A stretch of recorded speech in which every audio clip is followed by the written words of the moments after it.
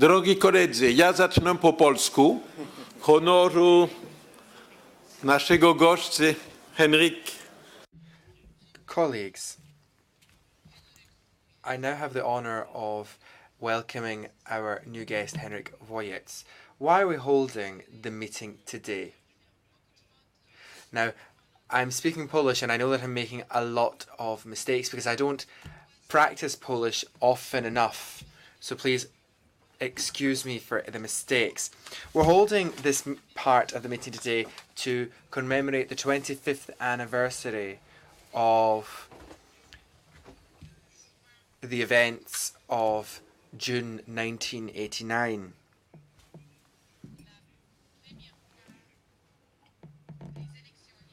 That was the first time free elections were held in Poland since the end of the Second World War.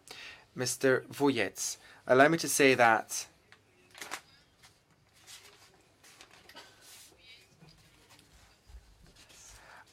I see you as one of the heroes of our century, of the past century. Or rather, I see as one of the heroes of the last century somebody from your country who I would like to talk about. If you look at Mr. Wujec's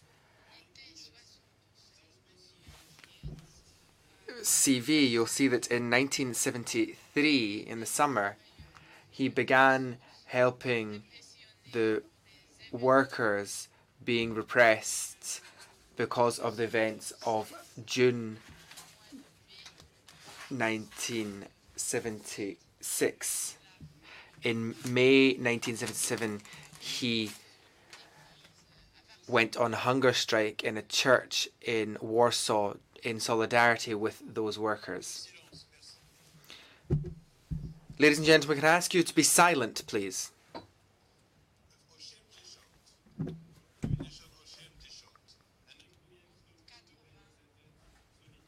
Then, in 1980, he became a member of Solidarność, and he was on the national governing bodies and regional governing bodies of that organization.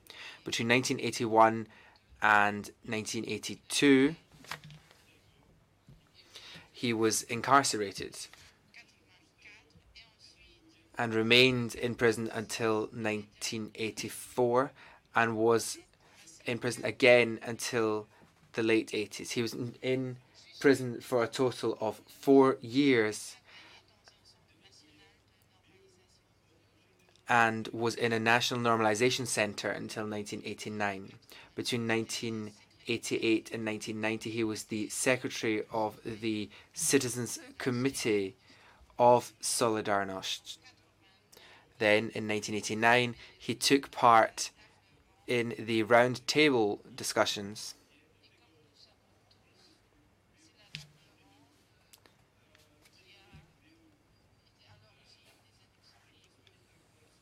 This led to the first free elections. After that, in democratic Poland, he was Secretary of State. And then in October 2010, he was made advisor to the President of the Polish Republic.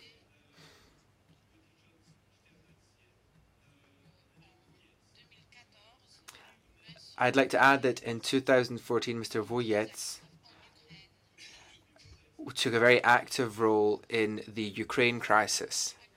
He's an active member of the Solidarity Committee with Ukraine. That's why I see him as a hero of the past 100 years.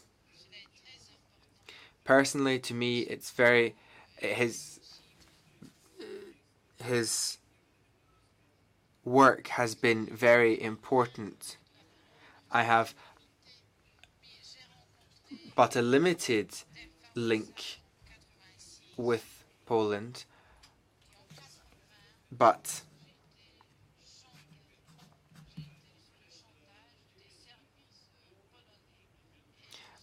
I had a very negative experience in the 1980s with Poland, where I was persona non grata and also under blackmail by the Polish secret services, which is why I see human rights as so important to all of our lives. Again, I apologize for my Polish. It's far from perfect,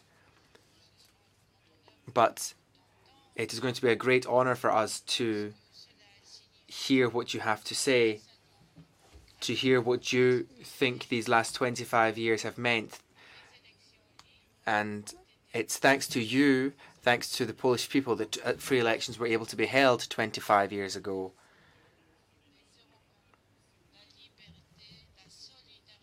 For us, Europeans, freedom and solidarity were the messages being sent out by Poland, and they were very important messages to our Europe. You have the floor, sir. Ja bardzo dziękuję za te serdeczne i miłe słowa. Jestem nimi poruszony. Thank you very much for those very kind words. I'm really very touched. I wasn't expecting as much to be welcomed so warmly in this midst. I was expecting something a bit more official. Thank you very much for that. Since you've started on that note, perhaps I in turn can reciprocate. I only know how to say a few words in French. And Henryk, your name is Henri, and that's no accident. My mother, during the Second World War, was sent to work in France. And there she met a man called Henryk. Unfortunately, she came back to Poland, but she never forgot that name. I was born and raised in the country, in the countryside, and this wasn't a terribly common name.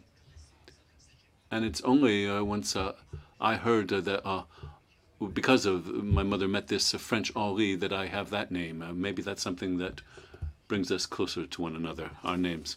Thank you very much. I thank you all for having agreed to commemorate this 25th anniversary of the first free elections in Poland. This is a source of justifiable pride and joy that these free elections were organized at that time, for the first time since the Second World War, which led to an entire process of a further change and transformation. It was a free election. Well, it wasn't entirely democratic. It was only partly democratic, it must be said. And this, in fact, was a result of the negotiations of the Round Table. Let us not forget that beforehand, we were under martial law. That lasted for 7 years. Many people were put in prison, people were detained, put behind bars, but throughout that, we tried to act through peaceful means. Never did we resort to the use of weapons, despite how dire our situation was. And we managed to force the members of the Communist Party to sit down and negotiate with us, as was the case before in 1980 in Gdansk, in the shipyards. We forced the government to speak to the Polish people. And then in February of 1990, it was following this round table that we sought to be able to react freely. We wanted the Solidarność trade union to be recognized as an official body. We no longer wanted to be put in jail, and the government could accept, but subject to some conditions. The government wanted us to to share the responsibility for their system, their power. We could organize, but even elections, but not entirely democratically. Only 35% of the parliament seats came from the free elections. Everything else was reserved for the Communist Party in power. Unfortunately, we were not able to exert much influence over the 65% remaining. We had to continue to fight that 35%. That was the real result of a free well, it's an important choice that has been made by the European Economic and Social Committee. You need to realize that after the Round Table, for the first time since the Second World War, a Senate was created. The Senate in our country is rather unique because it's rather similar to your committee. It was members of the trade unions and members actually coming from academic circles, cultural circles. There was no real power. Maybe it was more similar to your organization, and we had to fight to get 35% of the seats in the lower house of the parliament and all of the seats in the Senate. 261 seats in total. Even if these elections were not entirely free, we opted to embark on that path, and it was not easygoing. It was a compromise. With each compromise, you have to accept some of the bad news as well. And it was a bad compromise because the communists had always managed to deceive us. But now I'm advisor to President Komorowski. Before, he was against the idea of sitting down with the communists at the same negotiation table. Having said that, we took that decision because we wanted the trade union movement, Solidarność, to be free, which is why we accepted this compromise of the 35%. Nobody knew what would come of this or what ultimately would result. I was the secretary of the Citizens Committee at the time. So I was in charge of the organization of these elections. I wasn't the big boss, because above me, of course, you had Wałęsa, Geremek, Kuroń. But of course, I was somebody who really had to go out and work locally. And we were afraid of these elections because the others had everything. They had control over television, over the press, and all we had were ideas. People. People with their energy, resourcefulness, their passions, their love, and their courage. On the 4th of June, we got the elections and we got the initial results, which demonstrated that we won everywhere. Out of the 261 seats, for us, well, we were able to fill them all, save one. One so-called independent senator made it through. He was a businessman. So when the results were made public, it was a total knockout in political terms. It was a massive refusal to go along with this communist system. That actually was our major victory. We were able to decide what kind of lives we wanted. Did we still want to live as slaves, or did we want freedom? It was following these elections that the situation became rather difficult for us, because we didn't know that we were going to take over power. We thought that we would merely be looked at as an opposition force, and our program was that of an opposition power. But following the results, we couldn't settle for just being in the opposition. The people expected something real to happen. We needed to take power. Tadeusz Mazowiecki, who was one of our leaders, somebody very, very significant to actually make the change in Poland. He was a Catholic intellectual, but in 1980, as early as then, he went to the shipyards and supported Wałęsa as an advisor. It was then that he accepted to become the first prime minister, and he received the vote of confidence in the parliament, even though we only had 35%. The others, even the members of the Communist Party, voted for him because he was the one who was to be the guarantee of change. Now, I don't want to go on and on about this transformation because it is a rather long story, spanning a long time. But what counts is what happened afterwards. Poland changed. Not that it's an ideal. Democracy is a system that is constantly in need of being improved upon. But it is thanks to those events that we have Marian Krzaklewski in our midst. Before, he was a member of the clandestine trade union, like everyone else. And it is precisely thanks to that joint collective effort that we are here today speaking with you, members of the European Union for 10 years now, member of NATO, and we are truly quite pleased and very grateful that we do have this opportunity to work together to learn so much about the economy and proper management. We've always believed, in fact, that our success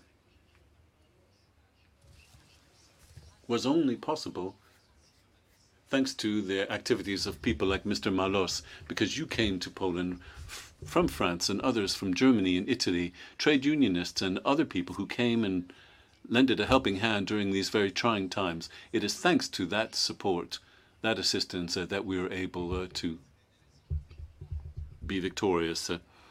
Now we shouldn't just benefit from that. We need to reach out and help others. In 1989, after the elections, we went to other countries nearby in Czechoslovakia, Bulgaria, for example.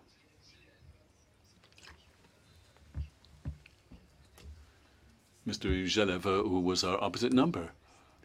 And they wanted to know how to go about organizing their elections so that the Communist Party would no longer deceive them. We had already lived through that stage. They wanted to create free trade unions, and we helped them do that. And we had bonds of friendship that resulted, and they last today, with Václav Havel and the members of the opposition in the GDR, but also in the countries that were part of the former Soviet Union. On more than one occasion, I went to Lithuania following invitations that I received from Lithuanians. We should never forget that the KGB, that the Russians attacked Lithuania. They attacked the television tower. They attacked the parliament. We were there to defend the Lithuanians. We had no weapons, mind you, but we were prepared to defend them with our own bodies. And we're looking at a similar situation in Ukraine today. What we're discussing today is perhaps not a total success. If anybody needs our help today, has the right to be helped, we all have that desire to do that, and we need to express that. Anybody who starts on this long march towards freedom and democracy has no choice but to help others do the same, as we were helped when our time came. And the logistical support and also the solidarity. They need to feel and to see that they are benefiting from solidarity. Right now, you have the 20-odd heads of state and government that met in Warsaw with Mr. Obama, Mr. Hollande, and others were there with Mr. Poroshenko. In fact, the elected president was also on the spot. Although he's not yet officially been designated, he was elected. He benefited from the majority in the first round of the elections. This meeting in Warsaw was very important because in organizing it, we were able to demonstrate that during a time when Ukraine needs our solidarity, everyone agreed that that was the case. We're very keen on ensuring that this be a peaceful process. We will try to bring pressure to bear on the separatists to put a stop to their fights against the legitimate authorities. The president needs to do everything possible to stop others' aggression. We need to avoid a bloodbath, because if we let it come to that, Ukraine will have lost an opportunity to participate in a program cooperating with the Union, and if that is their desire and ours, why not one day become a member of our European Union? So a lot of work yet to be done. There's plenty of work to do but we're aware of the very strong determination in Poland to work together with the European institutions such as your committee. For us, you embody our solidarity, and we really want these links that we have with your committee to last, so that your type of a solution, your model, can apply in our countries, in our peoples and nations. I hope that our cooperation will last forever.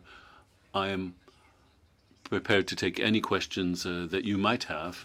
Thank you for having taken your time to commemorate this day, this very important day for all of us.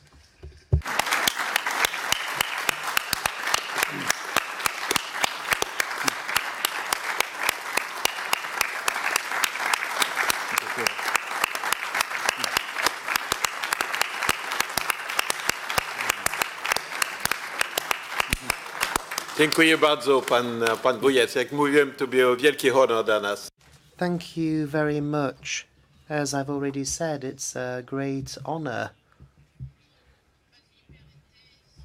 for us. As they say, no liberty without solidarity. And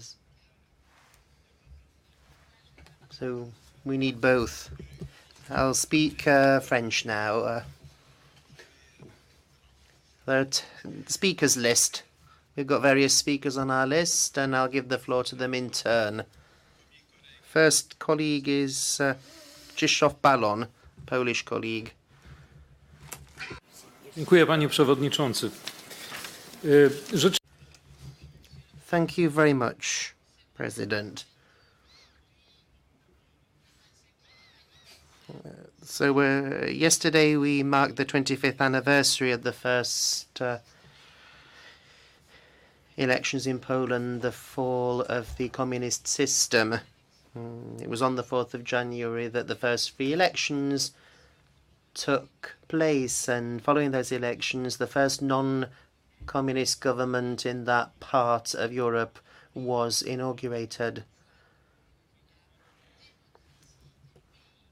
It signaled the fact that the countries on the other side of the Iron Curtain were opting for democracy. And then many of those countries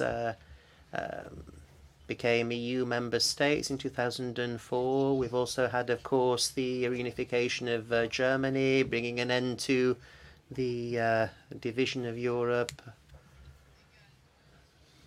Yalta Conference and all that. And other events in Germany, Hungary, 56, the mass demonstrations in 55 and 56, events in Prague in 68, military intervention in Czechoslovakia after that in 69. In Poland, the first free trade union was set up in 1980, called Solidarność, which is solidarity. Right from the outset, it was not just a trade union, but a social movement of 10 million people. However, right from the outset, Solidarność was guided by two principles. Firstly, that we could have a European dimension to what we do,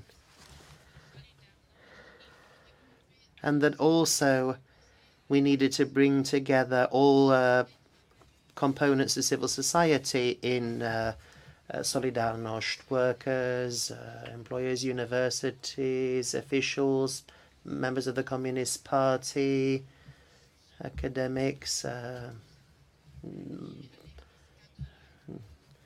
liberals, conservatives linked to the Catholic Church. Solidarność resisted martial law and stood its ground until freedom won the day. You were a big part of that. You're one of the people who promoted European integration based on our values. and obviously you're now working as the advisor to the President of Poland. Social dialogue has to be pursued in conjunction with citizens' dialogue. We know just how involved you were in organizing our conference in 2011 in Poland. The EESC, in 1980, we had 180 members, and then the number went up. But Europe was smaller. Greece became the 10th member state in the 80s. And in this enriched European Union, we're actually able to solve problems together in spite of the fact that different countries have different interests.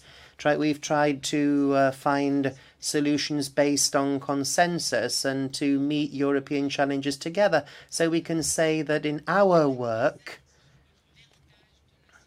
we have inherited really many things from Solidarność. So thank you very much for coming along. It's a great honor for us to have you here, and it's an opportunity for us to draw on your experience and have an exchange of views with you. Thank you. Pan Krzysztof Ostrowski.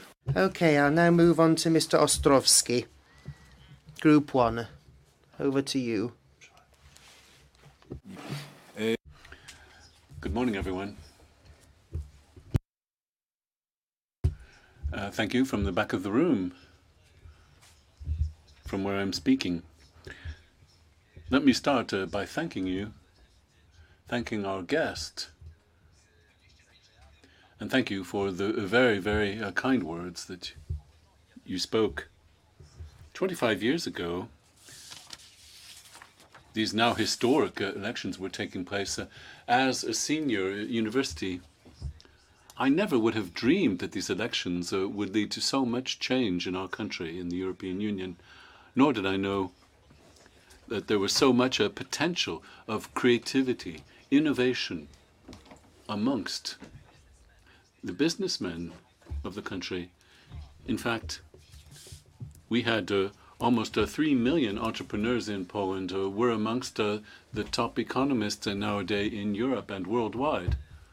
Yesterday, our minister paid a visit, saying that our GDP had increased 4 times over 25 years, from $6,000 to $23,000. Nobody can dispute that this is a huge success story. It's an economic success story, which was only possible despite the odds. There were differences between the right and the left then, but we've never lost sight of our strategic objective throughout. That objective being to join not only the European Union, but also to turn our country into a viable market economy. But you never can stop trying. But that is a common objective that does unite us. Our organization, the PCC in Warsaw, would insist that we do need that objective that still unifies us today. We have a number of ideas, such as the fact that Poland needs to join the Euro region and accept the common currency. Not only important for our country, but this would reinforce the entire European Union as we see it. Recently, a report was drawn up following the 25th anniversary of the free elections in Poland. And there are a certain number of scenarios for development in Poland for the 25 years ahead of us. I'm not going to talk about the pessimistic scenarios, but the most optimistic one, the best case scenario, according to which, if we continue to create national wealth in this way, in 25 years' time, we'll be on a par with Norway, more than 50,000 per capita. And if we continue on this path for another 25 years, we can safely say that our GDP will have increased 8 times as of the date of the first free elections. These are objectives, of course, and that's all fine to have targets. But the main objective, the main priority for the time being is to join the Eurozone.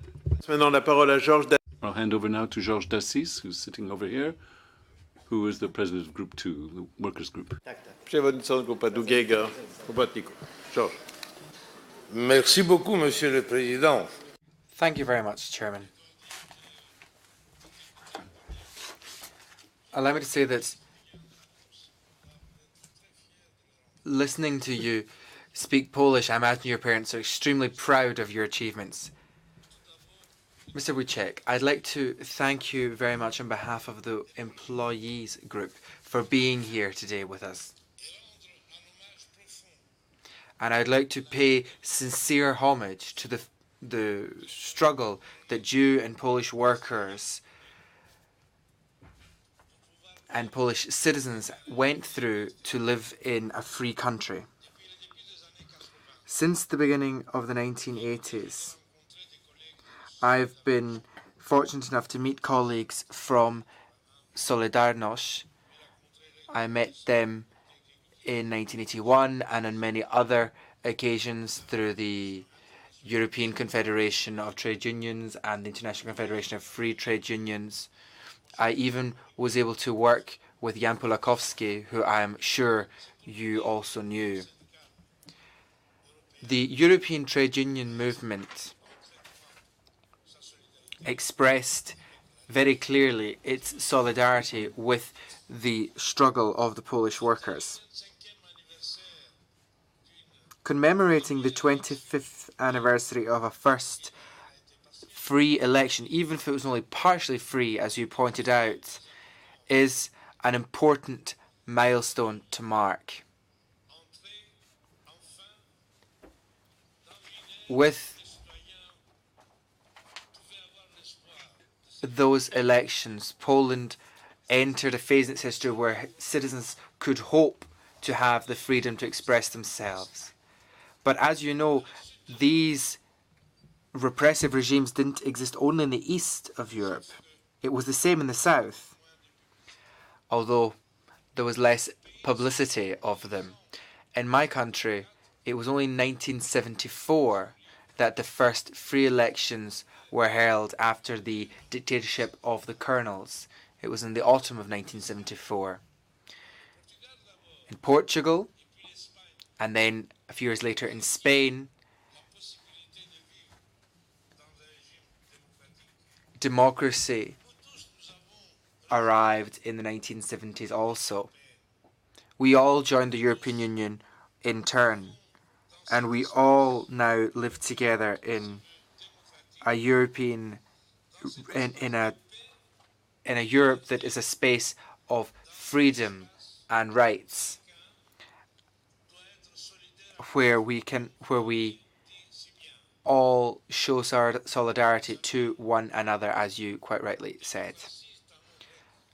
Democracy is a Greek word. It means power to the people.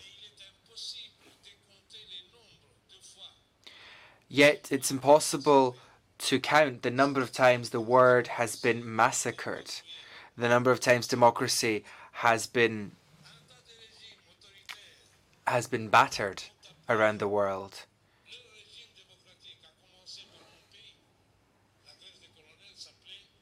In Greece, the colonels called the country the Hellenic democracy. Democracy was invented 25 centuries ago by the Athenians, and the Athenians were very proud of the system they set up, so proud that citizens not involved in politics, not involved in the city, were considered citizens of no use to the city. Nowadays, in modern Europe, we are disappointed to note, I am disappointed to note, that many citizens take no interest in politics. They take no interest in the future of our city, of our Europe. There are a number of reasons. One of the major virtues of our democracy is that we allow those who oppose it to express themselves. We finance them even. We have to find solutions together, and those solutions must be an expression of solidarity towards those suffering around the European Union today. A democratic system can only survive where people and ordinary citizens can live with dignity. And right now in Europe, part of our people cannot live in dignity. If we want citizens to be interested, then we have to offer them the opportunity to live in dignity. We have to encourage them, convince them to take part in European elections, convince them to fight against those who would seek to take us back to undemocratic regimes.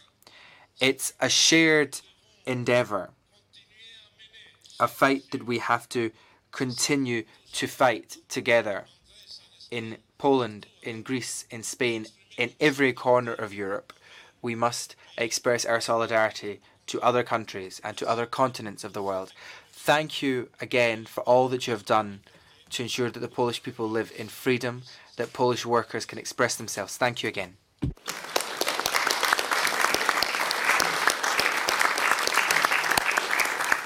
Je passe la parole à Lucas Jaillet, ici, Lucas Jaillet next, du groupe 3.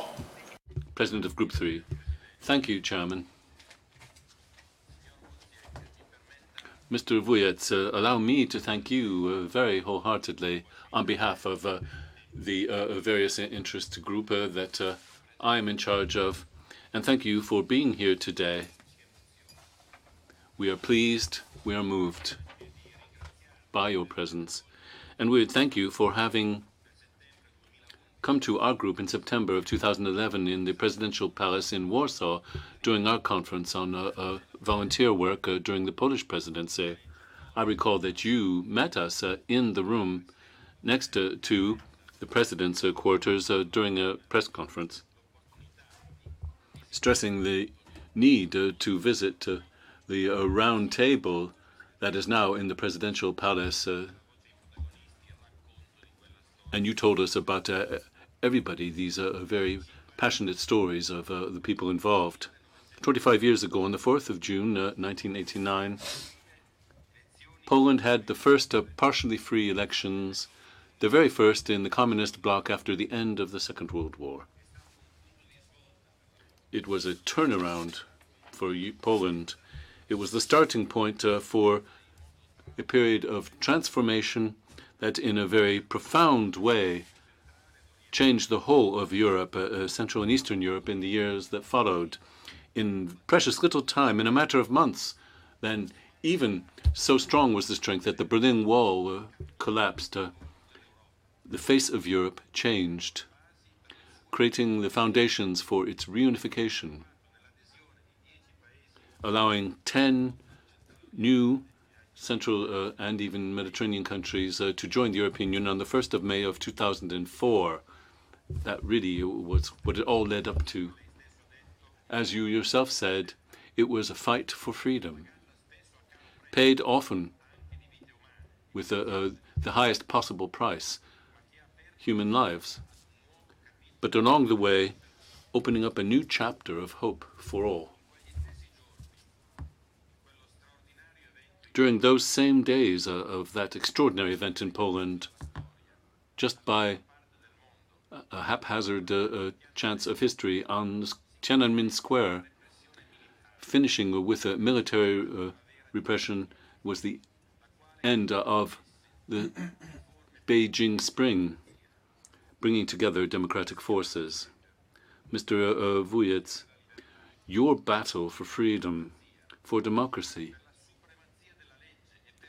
to ensure the rule of law and the equality of everyone before the law, based on solidarity, led to a season of peace and prosperity and progress, unprecedented for many European countries and for the whole of Europe even. Today, we're living through a season of greater fatigue, of crisis, disorientation as to the future, divisions between us in Europe and throughout the world. I can only express the hope that the strength of those events, of those ideals, of individuals such as you, will guide us. In fact, we thank you in the strongest possible way for having paved the way for peaceful change in our history. And even though the price is sometimes very high, there is no reason why you cannot continue to guide us with this strength for the whole of Europe in all of the fights that we have for freedom, for reform, for democracy that many people see in Europe. And we hope that this will continue in Ukraine as in the south of the Mediterranean. Thank you.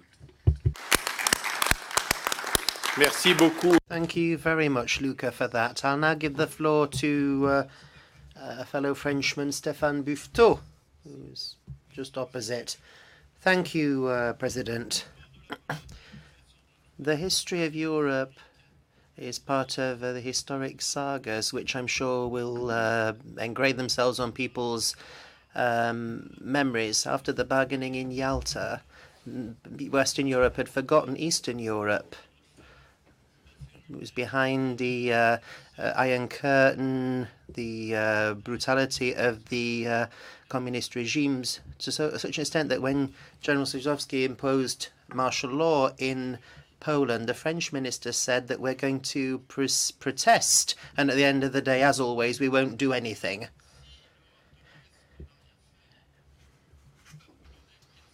Now, what Western Europe didn't do, the Polish people did, using its own spiritual, moral strength, its own courage, its own determination, and that combat took the form of people. Rise up, said John Paul II in his inaugural speech, and that's what the Polish people did without fear. They rose up, and later on so did all the other peoples of Eastern Europe. So there are people who kind of embody people. John Paul II, the Pope, Lech Walesa, of course. Il y en a eu tant d'autres. Popieluszko, people in the shipyards, all of you rose up, you were victorious, and freedom triumphed. And you found it within yourselves and you owe it to yourselves, because Western Europe did very little outside of the Vatican and outside of the trade unions. I remember the election of a certain figure in France, and I remember when we sent convoys of supplies off to Poland. My wife was involved in that. So you found the will, the patience within your souls to do this. And then there was the joy that one experiences in victory. But then you're faced with specific difficulties, coping with everyday life. But you did that, and you mentioned that. Poland now enjoys not just freedom, but economic prosperity. Even in the worst part of the crisis, the highest growth level in Europe was in Poland. You've not just successfully won freedom, but you've actually managed to cope with everyday life, and you've actually turned that freedom into prosperity. And this taste for freedom, this natural instinct that people have, spread throughout Eastern Europe, and all those peoples sought their freedom. And I have to say, just how great a pleasure it was for me to see the European Union expand to encompass Eastern Europe. I know that some people pull a funny face and wince at that and maybe thought it was a bit too soon for it to happen, but I don't think that. You've brought us some positivity, breathed new life into us, all of you who suffered, and you've kind of re-injected new life into us who are a bit listless on the western side of Europe. So now Europe is breathing with both its lungs in a way. And I think Georges Dassis was saying that in southern Europe there were also various dictatorial regimes, and those too have disappeared. Let me take this opportunity in a minute to pay tribute to King Juan Carlos, who's just abdicated. And thanks to him, Spain became a free country, didn't end up back under a dictatorship. I think we all saw him in uniform asking the soldiers to go back to their barracks. So in this part, the end of the 20th century, a lot of figures rose up and demanded freedom, true to European spirit, and the Polish people is an example of that. And there are a lot of peoples suffering dictatorial regimes. Jair mentioned this: Cuba, China, Vietnam, North Korea, Laos. There are in the Middle East, there are dictatorial regimes, and you have given an example that within yourself as a people you can find the power to demand liberty, and that's an example for the rest of the world. Thank you. Yes, Stefan. Thank you very much.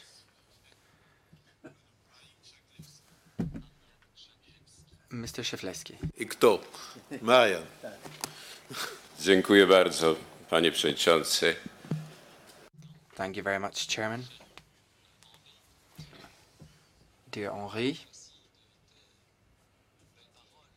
thank you for your kind words, and thank you for being here. I think that you gave a very clear presentation here in the committee of how we achieved victory, of how our idea of solidarity could be transformed into a victory for freedom, not just for us in Poland, but for everyone. The 4th of June represents victory for us, not just our own victory, but the victory of other countries also. The elections in 1989 were like a referendum on freedom. They weren't fully free elections, but they were the start of a victory for Europe and for the free world, the so-called free world. From that time on, other countries in our region began going through the same processes. The first fully free elections were held shortly after that, and the wall fell. But I think the wall began to fall on the 4th of June because of the elections in Poland. The first cracks began to appear in 1980 when the first free trade union was opened in Central and Eastern Europe. It was called Solidarność. It was in Poland, and it survived despite martial law being imposed.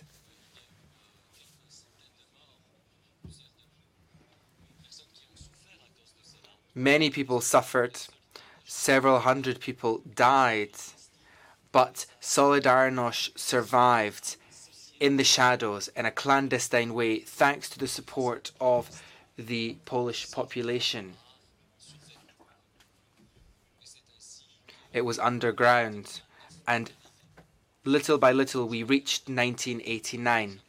I don't think the round table would have been possible. I don't think these elections would have been possible if there hadn't first been a huge strike in 1980. That was one of the turning points. It was a shock to the system, a shock wave that ran through the political regime in Poland following the mass strikes.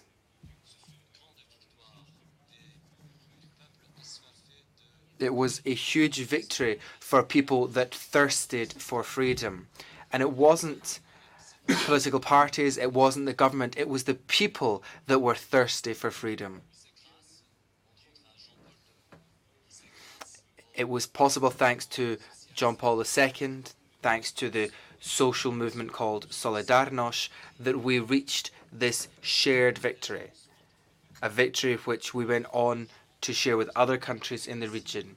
And in this way, we contributed to the fall of the Berlin Wall. What conclusions can we draw from all of this that affect our lives now? In my opinion, the principal consequence today for all of us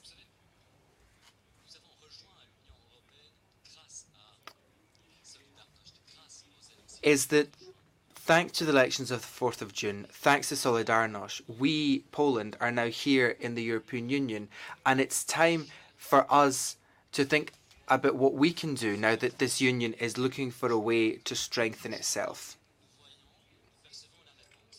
I think that we know the answer. We need more solidarity in the way the union works. On a formal level, I think that solidarity should constitute the path the European Union takes to renew itself. We also need solidarity in our common defence, solidarity in areas such as energy. The rules of solidarity, the principle of solidarity, should be enshrined in the treaties, and we as representatives of civil society should be the guardians of solidarity. We should be ever watchful to see if the politicians are living up to the wonderful principle of solidarity. In conclusion, I want to say that the 4th of June, unfortunately, will also always be remembered as the date of the terrible events of Tiananmen Square. And in remembering what happened 25 years ago in China, we should also remember what's happening now in Ukraine. Thank you very much. Etere Barat from Hungary, Magyar Eszter. Etere.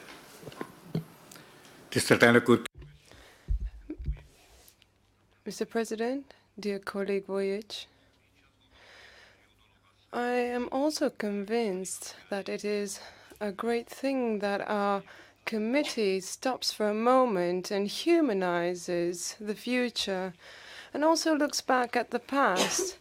Mr. Wujec said something brilliant. Our committee is the embodiment of solidarity. I would say that he himself personifies history, and I would like to thank him for bringing back history to us. As a Hungarian citizen, I think I also have to say that Hungary has also contributed to the reunification of Europe through opening its borders. We celebrated the accession of the 10 new member states, and this wasn't an easy period. It is a period of crisis that we are living, and honestly, without jealousy, I have to say that Poland has performed best from the new member states. Our colleague has already reiterated the economic indicators that substantiate this, but I would also like to talk about the indicator of the Happy Planet Index, which also includes the personal perception of welfare. And I have to say that, unfortunately, it is only Poland from the 10 new member states that could improve its index in this list, and Hungary is lagging behind. Dahrendorf, the philosopher, said that in order to induce political change, 1 year can be enough. However, in order to achieve economic change, we need at least a decade. We have already lived this decade. We have joined the European Union. However, in order to kickstart social change, we need at least 20, 30 years. And I think the biggest problem in Hungary is that we cannot really achieve this social change. Solidarność had the privilege that it moved the entire society to stand up to the incumbent power. And this is still lived by the Polish people. We, however, cannot really perceive the happiness of being free. And I always quote that the future of Europe is our present. This is why it makes me happy to work for the European Union. I would like to say 3 things where we should work. We should improve and strengthen European democracy through participatory democracy, and I think Poland can be a role model here. And we also have to take the strategy of renewing our politics, our policies. We have to invest in civil society. We need an improved infrastructure. We need a vivid economy. However, we cannot let social improvement lag behind. This can be our future. Thank you very much. Merci. Thank you. Thank you very much, Eteli. I now give the floor to Philip Hamro-Drotz. Tusen tack, herr ordförande. Thank you very much, Chairman. Now, I come from Finland, and I would like very much to welcome Mr. Wujec here. Mr. Wujec mentioned on a number of occasions the word change and everything that's happened so that change could take place in Europe. And I think we all know what a colourful history Poland has had over the centuries. We know that Poland has always been undergoing change, partially on the basis of their own decisions, their own will, but all too often because of meddling from people from outside. But Poland has never sort of disappeared from the map. The Polish profile has always become stronger.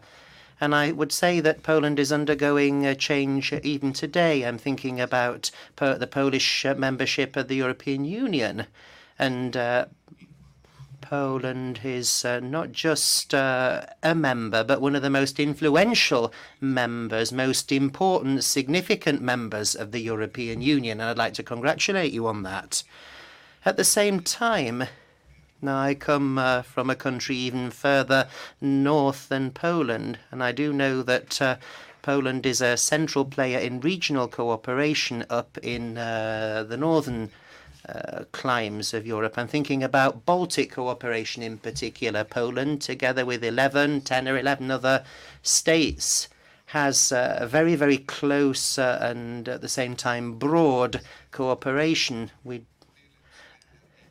Sometimes we talk about other member states involved in that cooperation. Some of them are EU member states, but there's always countries such as Norway and Russia.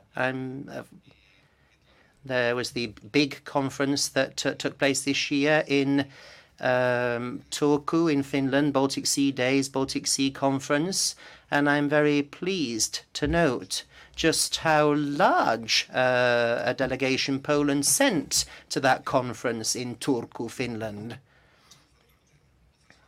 and how many contributions and proposals were forthcoming from the Polish delegation. And also Poland is responsible for a number of the projects that the European Union has carried out in its strategy for the Baltic, the EU Baltic Sea region strategy. And actually Poland has assumed responsibility for a number of projects, including one to develop infrastructure, to improve energy security, and in general terms to take measures to improve cooperation in this region around the Baltic Sea. Now I can round off with a question at this stage for you, Mr. Wujec. How do you see regional cooperation in the Baltic Sea region? How important is it for Poland? How high place does it have on the political agenda for you as an advisor to the President of the Republic of Poland? Thank you. Voilà. Maintenant, je passe la parole. And now I'll give the floor to Mr. Weltner, way in the back.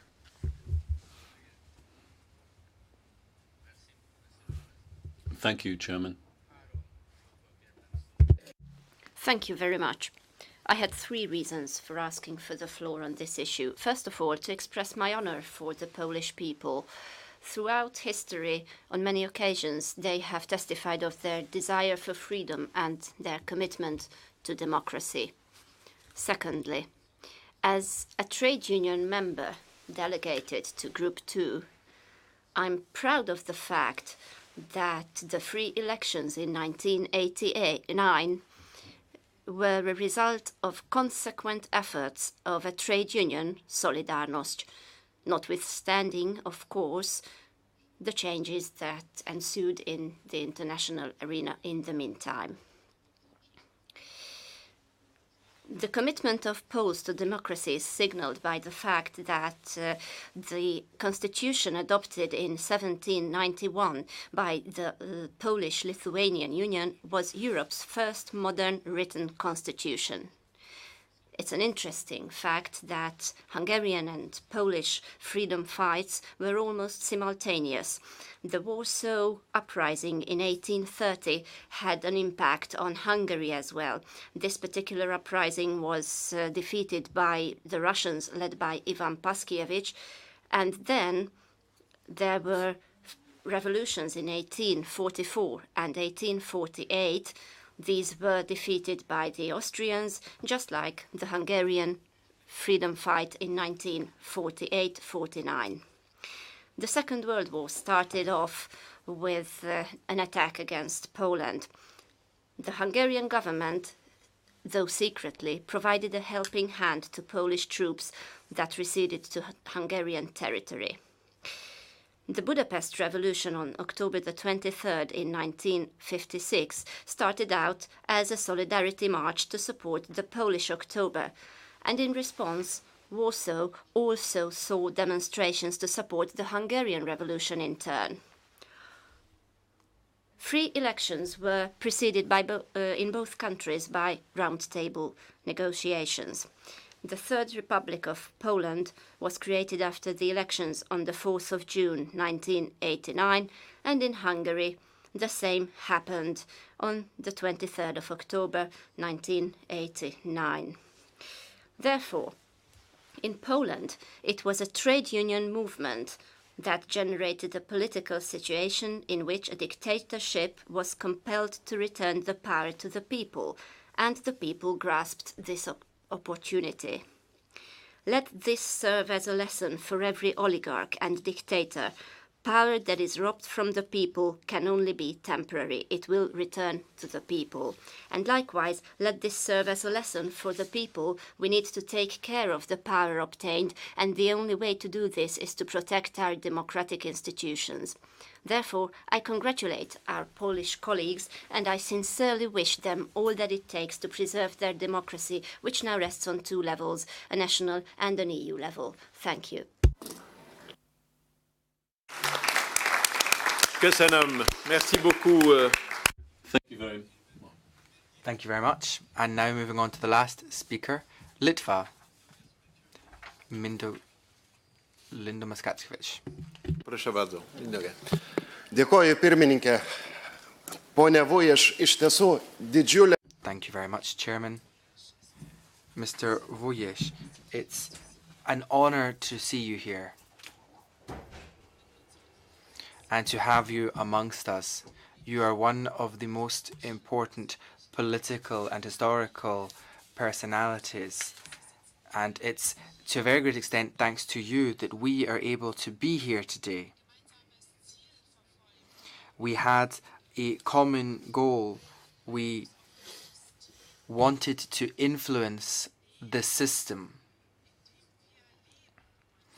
the regime in which we were living, and your contribution showed how it was possible.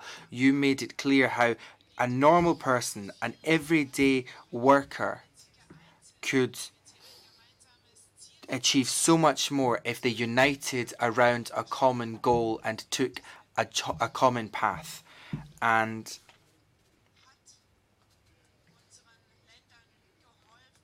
that path, the one that you pointed out to us, allowed all of our countries to achieve so much without spilling blood, without war. We achieved a political change, a change that from a geopolitical perspective had a worldwide impact.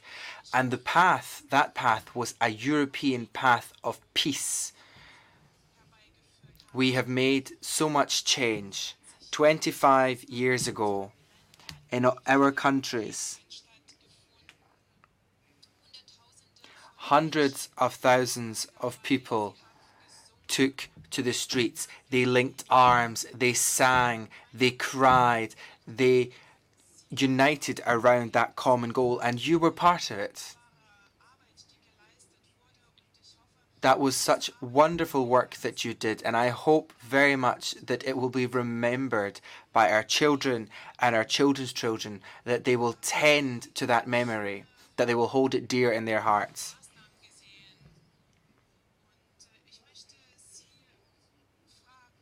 Can I ask you, why were we so united 25 years ago? How did we manage to achieve so much? And then now, why does it sometimes seem to me that we forget just how much depends on us? Why do we leave so much up to politicians instead of living up to our own role and our own possibilities in the system?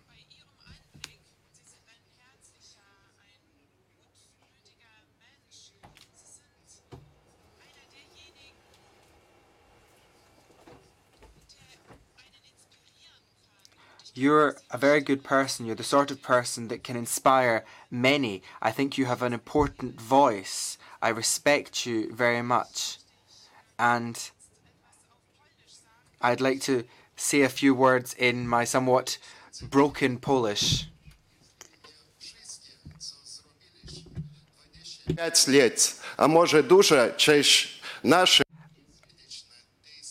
Unfortunately, the Polish is not coming through. Особічне подякувати. Dziękuję. Thank you very much anyway. Dziękuję bardzo, kolega Mindaugas. A teraz pan. Thank you very much to our colleague, Mr. Matylewicz. There were a lot of compliments paid to you, a lot of comments, a lot of questions asked, so it's now up to you to take the floor. Thank you. I'd like to thank one and all for the very kind words. Maybe they're not always earned. I can't take credit for them all. Maybe you could take credit for them on behalf of Solidarność.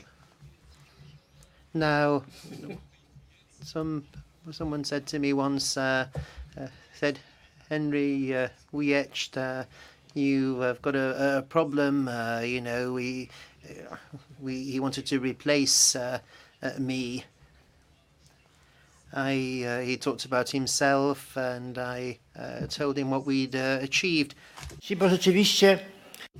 And I said it wasn't just because of me, it was the trade union. And he said, when I talk about me, I'm actually talking about the trade union itself, about Solidarność. Anyway, everything I have heard has reminded me of all sorts of things. I'm quite long in the tooth myself, so it's reminded me of all sorts of things. I remember what happened back in Hungary, the scissors cutting the barbed wire on the border with Austria, and it's thanks to that the citizens of that country could move from East Germany to West. It's thanks to that people could actually get to the West. And indeed, the Finnish colleague talked about other historic events. I'm worked in a factory. I earned a very modest living as a physicist. Now, I remember going to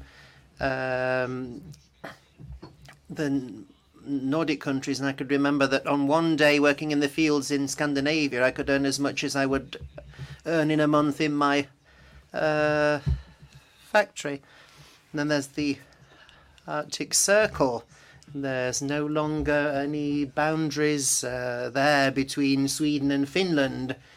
We wanted to go to Lapland. We wanted to see how things happened on the very fringes of Europe.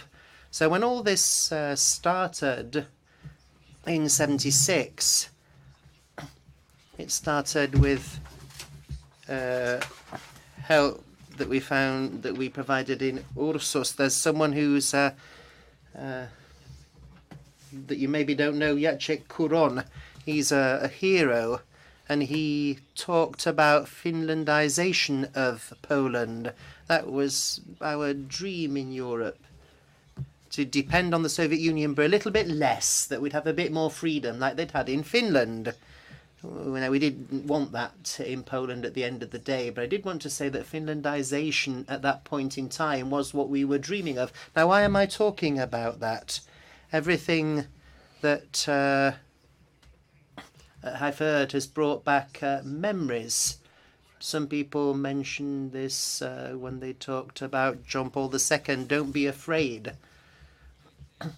This was his program, how he was elected Pope in 78, and that was a miracle. Nobody expected that, and we were already active within the opposition. So once every fortnight, we came up with an underground newsletter, a bulletin that was intended for workers. It was very difficult, very dangerous work, doing all this underground under a communist regime. And then the news broke that a Pole had been selected to be the Pope. Obviously, that gave people a great deal of hope. And then a year later, in 1979, the Pope came back to Poland, and a miracle actually happened. Everybody came out onto the streets. The communist police disappeared all of a sudden. And the Pope said those famous words, "Have no fear, don't be afraid." And I remember during martial law, I was in prison myself. The Pope came to Poland, and he breathed new hope into us. It was as if he'd come to pay us, who were in prison, a visit, paying us a prison visit. We had a lot to be proud of as Solidarność, but we got support from the outside. John Paul II has been mentioned, but also Gorbachev, Glasnost, Perestroika, all that helped us back then. He didn't attack us. Actually, in the end, he accepted the changes that we were asking for. We weren't pushing for the breakdown of the Soviet Union. That was just something that happened as a consequence. But he didn't have recourse to violence, as had been the case in Lithuania. Other trade unions helped us out too. I was in prison with a Frenchman who had come to us from a parish with humanitarian aid. He was arrested at the border and he was thrown into prison.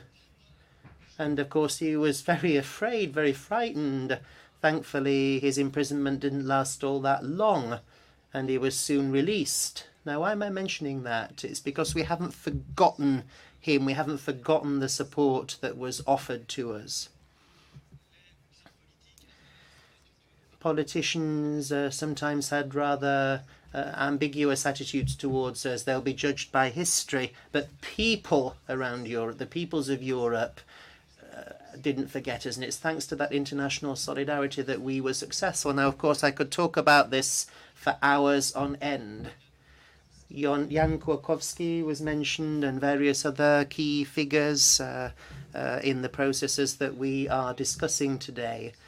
In spite of all the successes that have been underscored, we are still going through a period of crisis.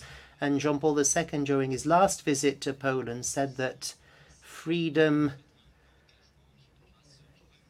is kind of a commitment to engage in renewal.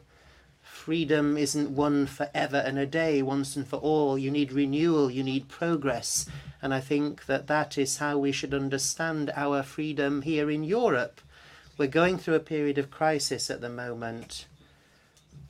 There are fewer and fewer people who are voting in elections. There's more and more populism in the air at the moment. Something has to be done. I have no miracle cure, no panacea, and I'm sure that you're better placed than I am to find a way out of this, out of these phenomena. It's not politicians that count, it's people who are the most important players. They have to be made to feel that they are responsible for what happens politically. Now, someone here said something very beautiful about participation, involvement in political life, talking about the situation in ancient Greece. This is very important. Ordinary people have to understand that they can bring an influence to bear on political decisions that affect them. We have to ensure that people feel that they are jointly responsible for politics. There hasn't to be any kind of distinction drawn between them and us on the one side and politicians on the other. Now, obviously, I'm relying a lot on young people here because I'm getting on a bit in age. Obviously, it's for the new generation to take up the gauntlet and to have hope. You need will, basically, for this to happen. There are some ethical rules to be conscious of. You have to do good, but you have to persevere as well. You shouldn't succumb to and give up following a minor crisis. Now, what we wanted at the beginning was free trade unions, but following the progress that we made, we got more than that. We achieved more than just the free trade unions. We didn't yield to provocation. We didn't take up arms. We always wanted a peaceful solution to be found because, you know, the powers that be always have more weapons than ordinary people do.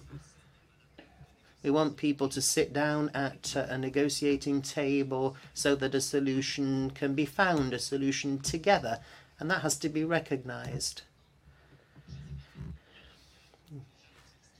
General Jaruzelski has just died in Poland, and he was given an official burial, state burial. It was a very controversial event. But I would like to remind you that he was the person who agreed to sit down and negotiate. If he'd not done that, if he'd not decided to do that, then perhaps the transformations that we've seen in Poland would not have been possible. So I think what matters above all is that ordinary people feel involved. And I think that is the recipe, really, for solving Europe's problems. We can share our experiences, of course, but at the end of the day, people have to feel involved. Democracy can't be imposed by force. Ordinary people have to feel that they have responsibility for this, for democracy. And just to round off, I'd like to wish you every happiness, every success, and I hope that your committee will have a big part to play in Europe. Thank you.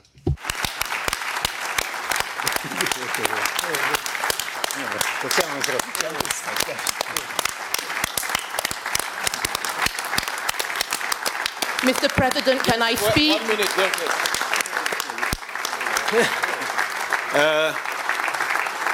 Brenda, I saw you, but first we thank our colleague. Mr. Brenda King, you have a point of order, please.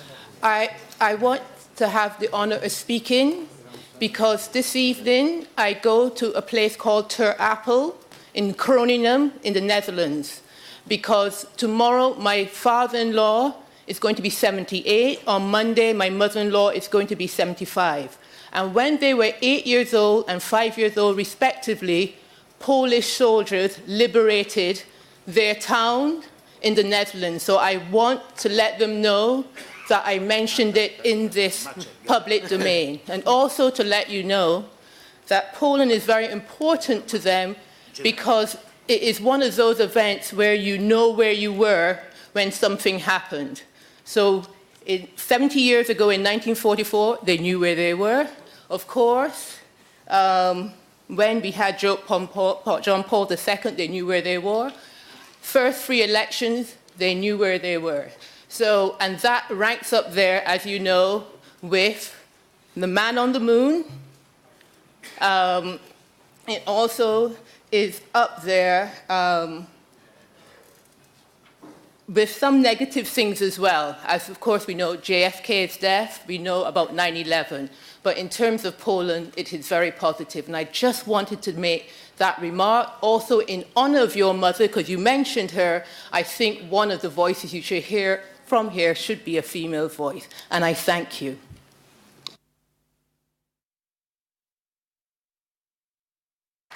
Merci beaucoup.